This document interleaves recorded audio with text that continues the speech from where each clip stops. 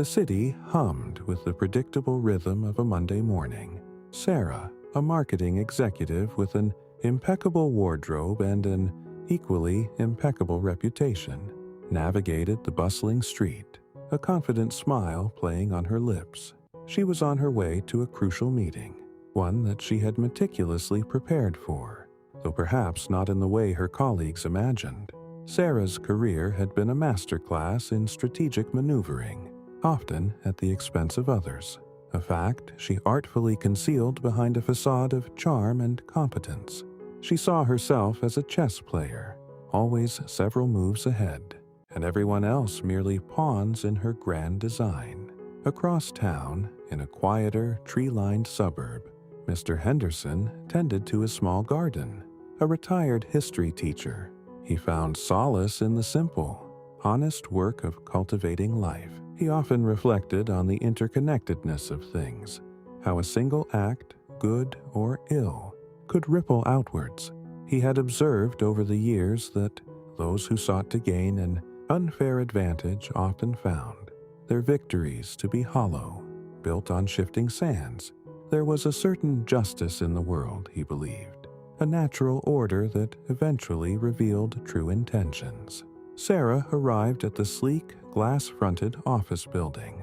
Her team was already assembled in the conference room, the air thick with anticipation.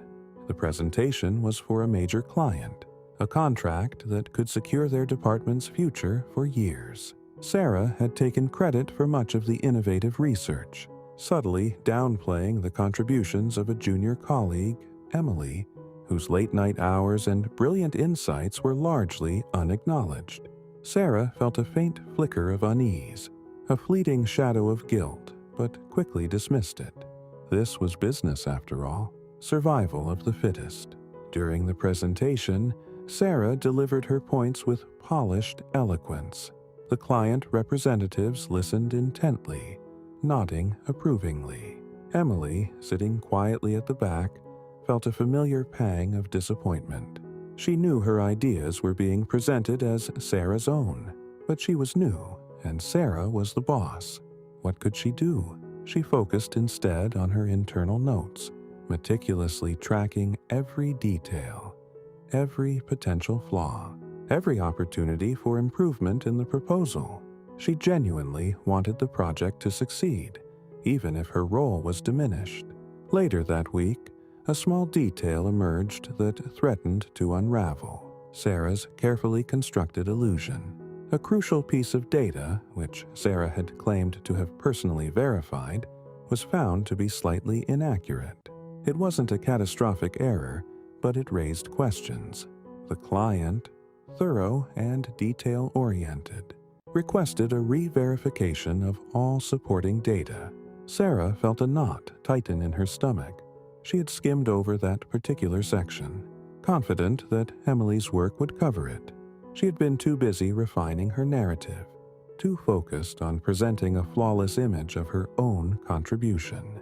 As the team scrambled to recheck everything, the extent of Emily's actual input became glaringly apparent. Her detailed notes, her precise calculations, her foresight in anticipating potential issues, all were now undeniably visible. The client, noticing the disparity between Sarah's presentation and Emily's meticulous documentation, began asking pointed questions. Sarah found herself floundering, her usual quick wit failing her. The very foundation of her carefully constructed deception began to crack. The project was eventually secured, thanks in large part to Emily's diligent efforts in correcting the errors and providing comprehensive follow-up. However, the client, having observed the subtle dynamics and the subsequent scramble, made a quiet request.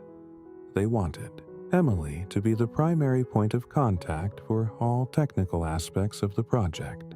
Sarah's authority, once seemingly unshakable, had subtly eroded. She had sought to deceive, to gain an advantage by obscuring the truth. But in doing so, she had ultimately exposed her own vulnerabilities. The deception had not truly fooled anyone of consequence. It had merely blinded her to the inevitable consequences of her own actions.